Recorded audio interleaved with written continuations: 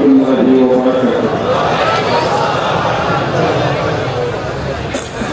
أعوذ بالله من الشيطان الرجيم.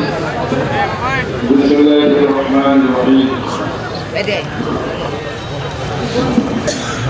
واعتصموا بحبل الله جميعا ولا تفرقوا. صدق الله العظيم. সম্মানিত ওলামায়ে আজকে এই মহফিল মাহফিলে যারা বর্তমানে একত্রে উপস্থিত হয়েছে এবং গতকাল যারা আসছেন সবাইকে আন্তরিক মোবারকবাদ, সম্মানের শ্রদ্ধা, সুদীজন জেলগুলিজন মুহিব্বিন সালিকিন পর্দার আড়ালে মা বোন যারা আছেন সবাইকে সম্মানের শ্রদ্ধা জানিয়ে ইসলামী মহফিল সম্মেলনের আজকের দ্বিতীয় দিনে বাদ হলো কোরআনুল কারীম তেলাওয়াতের মাধ্যম দিয়া হামলাতের মধ্য দিয়ে আজকের মাহফিলের সূচনা আরম্ভ হয়ে গেল। ওলামায়ে কেরামরা একজন সুবিধা রাখছেন, সকলে বক্তব্য কথাবার্তা রাখবেন। সময় তো সংক্ষিপ্ত থাকলে প্রয়োজনে একটু কথা না বললে সেগুলো আলোচনা করা যাবে। আমাদের উপরে খাওয়ার সময় চল্লিশ তো হয়ই না, আবার আসল আমাদের সময় আমাদের এসে যায়। মাগরিব থেকে আমরা লম্বা একটা সময় রাখতে পাই। এদের প্রোগ্রামগুলো এইভাবে আমাদেরকে সাজানো হয়েছে। এবারে বিশেষ সভাতে অনেক নতুন মানুষ তথা ওলামায়ে কেরামের সমাগম ঘটেছেন, বিভিন্ন জেলা থেকে আসছেন, ব্যস্ততার কারণে চলে গেছেন। অনেক মসজিদের প্রতীক যারা আছেন তারা আসলে পরিচিত হয়েছে, আমাদের সঙ্গে কথাবার্তা হয়েছে, তাদের কিছু কথা বক্তব্য আলোচনা করেছেন, ইসলামী বয়ান করেছেন। আল্লাহ পাক আমাদের সকলকে যেন ভাগ্যবান করে। আমিন।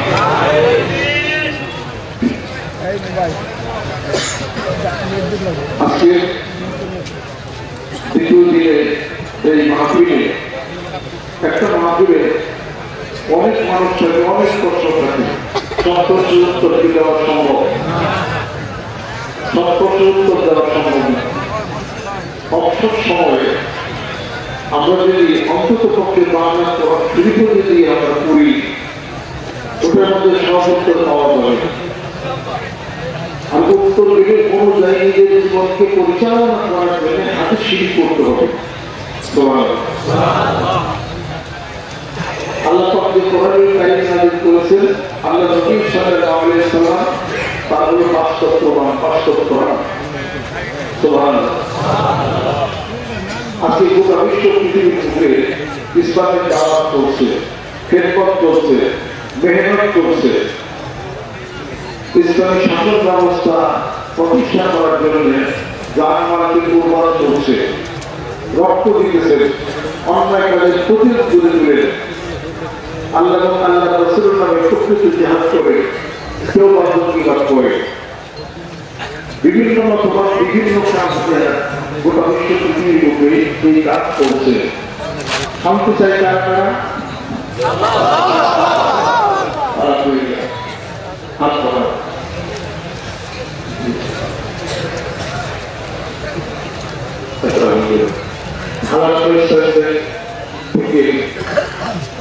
কর্মকর্তারা আসছেন আমাদের এই বিশ্বস্তর প্রতি সম্মান শ্রদ্ধা জ্ঞাপন করে আমাদেরকে ধন্যবাদ জানাইছেন। আলহামদুলিল্লাহ। আল্লাহ ব্যাংকে ওনারা অনেক ভালো জনগণ আপনার জনগণ করে আমরা অত্যন্ত আনন্দিত এবং খুশি। আপনারা সকলে ইসলামিক ভাবনা, ইসলামিক টাকা সকলে লেনদেন করবেন বলে আমি আশা করি। সুদের সাথে লেনদেন আপনারা করবেন না, সুদের লেনদেনে যায় না। ইসলামিক কায়দায় ব্যাংকের সাথে লেনদেন করেন, শরিয়া বোর্ড আছে, ইসলামিক কায়দায় তারা কাজ করে। যদি কঠিন দেখে তো হারাম, সহজ দেওয়া যাবে ওটা তো হারাম। আহাল্লাহুল বাইয়া ওয়া হারামাল রিবা। আল্লাহ পাক তো বেচাকেনি জায়েজ করেছেন, হালাল করেছেন, সুদ আল্লাহ পাক হারাম করেছেন। ওনারা আসলে আমরা আন্তরিক মোবারকবাদ জানাই। আমাদের এখানে যারা কর্মকর্তা দায়িত্ব আছেন ওনাদেরকে মেহমানদারি করা, নতুন ওলামায়ে কেরাম যারা আছেন তাদেরকে মেহমানদারি করা, তাদেরকে খেয়াল রাখা, কোনো ব্যাধি নিজেদের করার সাথে শান্তি চাই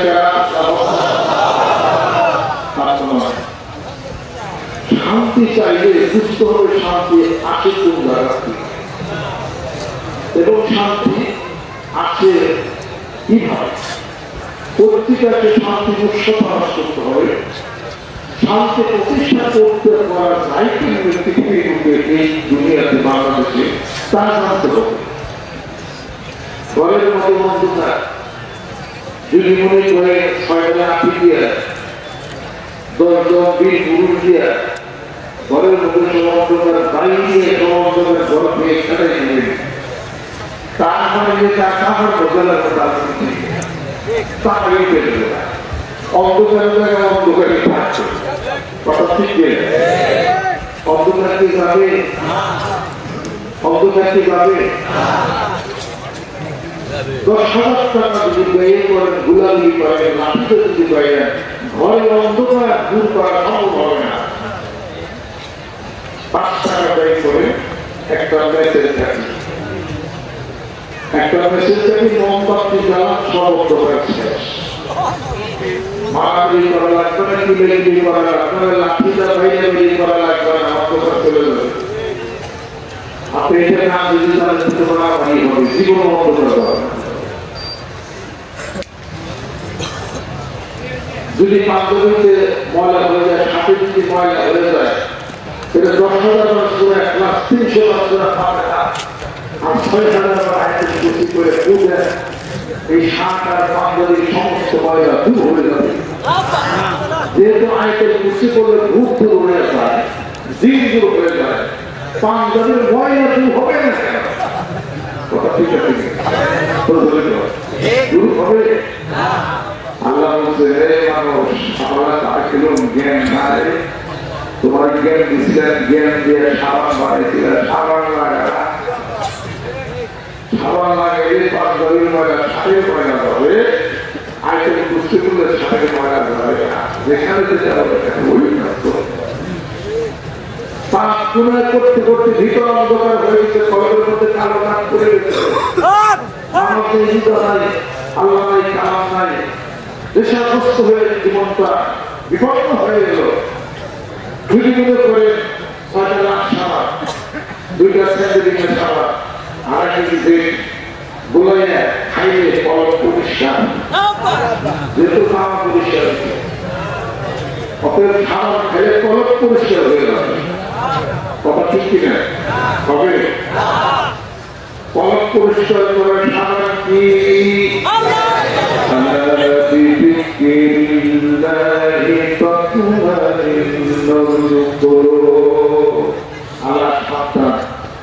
আমি আল্লাহ কি করবে কলম পরিষ্কার হয়ে যাবো।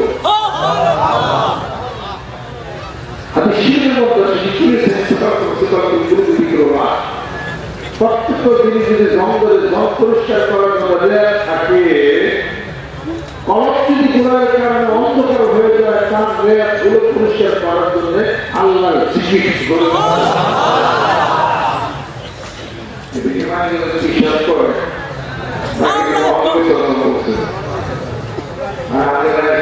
আল্লাহ কোরআন শিবের মধ্যে আর যদি বিক্রি লাগে সুবহানাল্লাহ, আলহামদুলিল্লাহ, লা ইলাহা ইল্লাল্লাহ, সুবহানাল্লাহ, সুবহানাল্লাহ, বিক্রি নয়, যেগুলো কোরআন চাই পরিষ্কার শুরু করবে।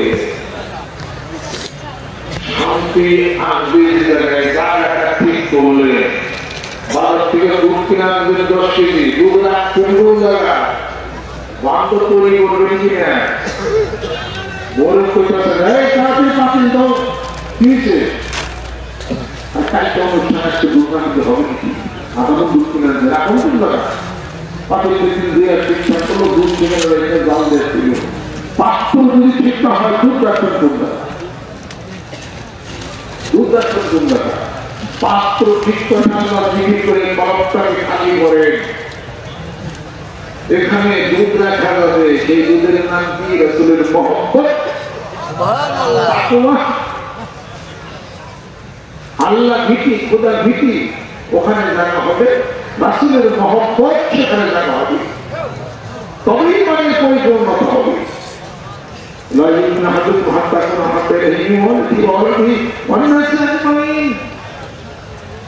সেই মহব্বত, সেই ভালোবাসাতে ওখানে যাবে, জায়গা তো রাখবো, ঠিক কিনা?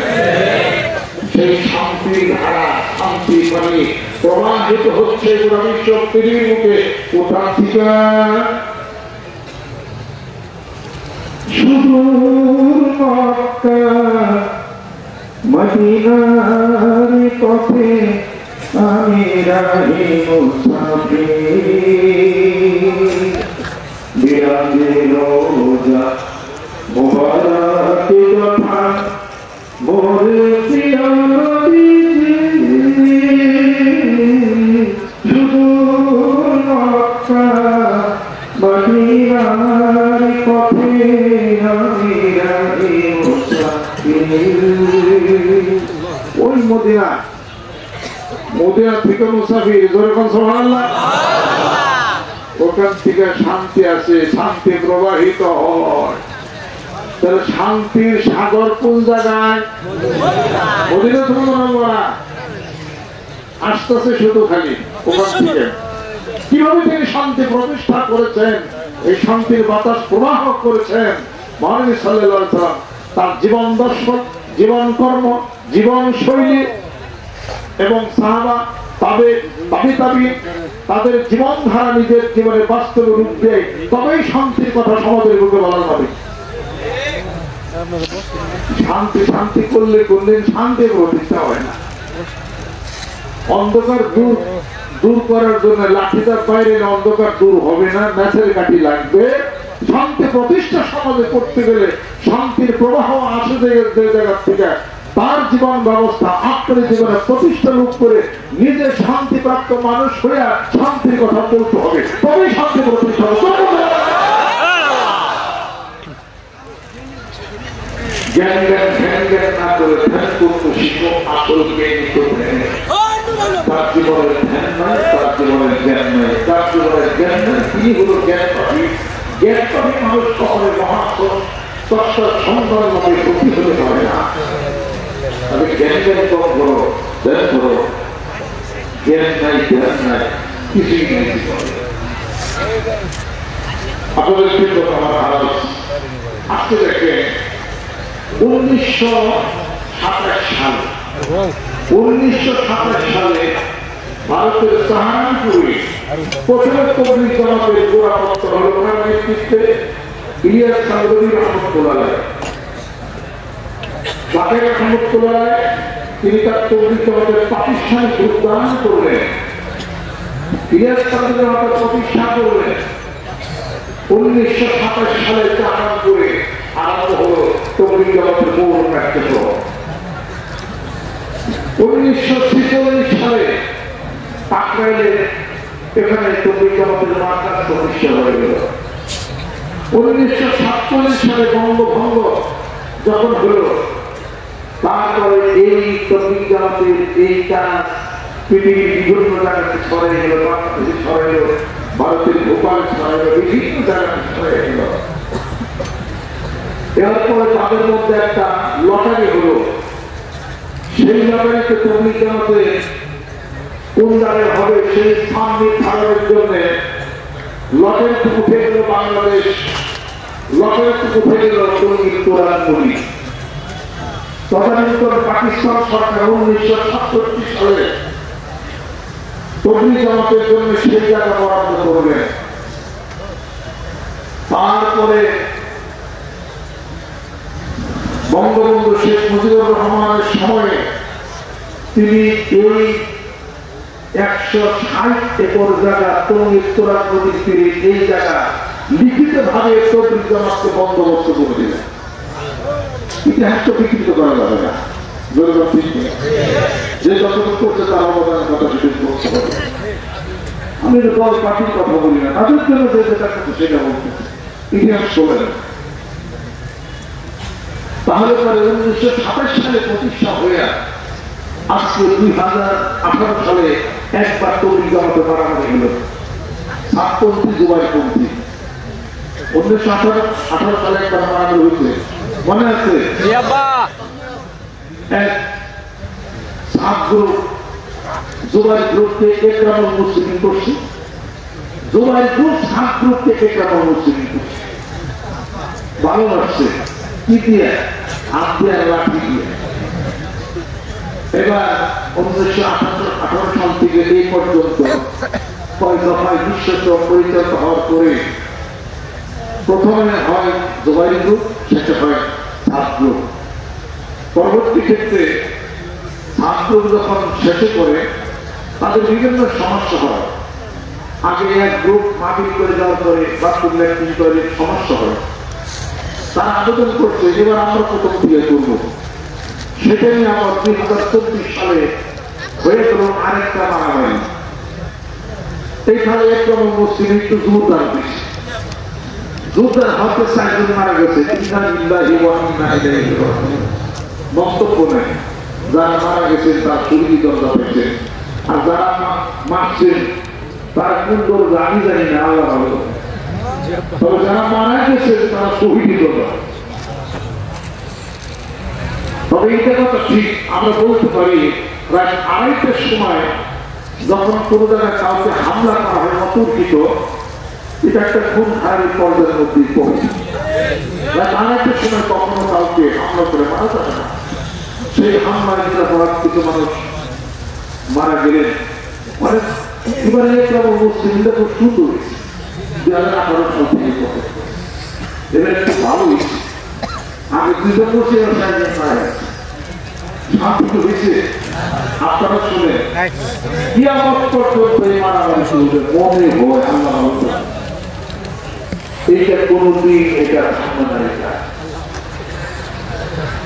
কারণ ধর্ম নিয়ে যদি ধর্মীয় হানাহানি বহু বছর চলে, রাজনৈতিক হানাহানি বন্ধ হয়ে যায়। রাজনৈতিক হানাহানি হয়েছে 16 বছর, এখন বন্ধ হয়েছে, কথা ঠিক কিনা? সিয়াসত নিয়ে কত বছর চলে? 1,500 বছর চলে, বুঝছেন?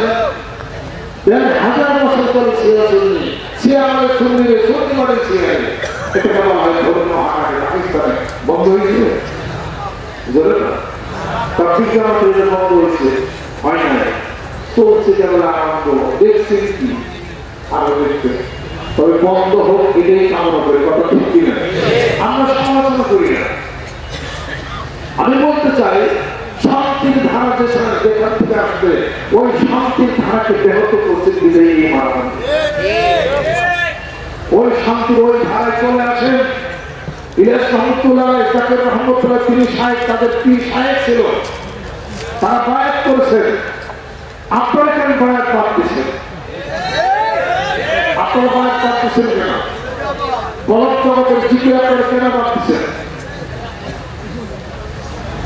মূল যিনি ফাউন্ডার তাদের সেই মতবাদ থেকে তো বিজ্ঞান করে আসছে, বায়াত করে না। কথা লক্ষ্য করছে? এই বায়াতের মধ্যে রাসূলুল্লাহ সাল্লাল্লাহু আলাইহি ওয়াসাল্লামের সাথে একটা ধারা প্রমাণ করবে। তবে সমাধান করা যাবে লাইন আছে। বর্তমান সরকারের সমাধান করবে না, সরকার সমাধান একটাই পারবে, তৌহিদি জগতের কার্যক্রম বন্ধ করে দিবে, এটি পারবে। তাদের এখানে বিশ্বের মাধ্যমে কদিন করে টাকার অনুমতি দিবে না, দুই পক্ষ মারামারি করে সরকার কি করবে? একটা আইন জারি করে দুই পক্ষে বন্ধ করবে, এটি পারবে। সমাধান করতে পারবে না। সমাধান যে কায়দা হবে সেই কায়দা বাংলাদেশে কেউ কথা বলতে, সমাধান যে কায়দা হবে সেই কায়দা কেউ আসতে। সমাধান যেখান থেকে আগুন ধরছে, যেখান থেকে আগুন বিরোধী হবে উঠা। আগুন ধরছে ভারতে,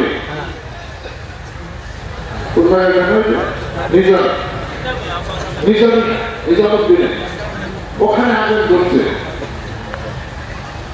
ধরছে কার মাধ্যমে? ছাত্রের মাধ্যমে।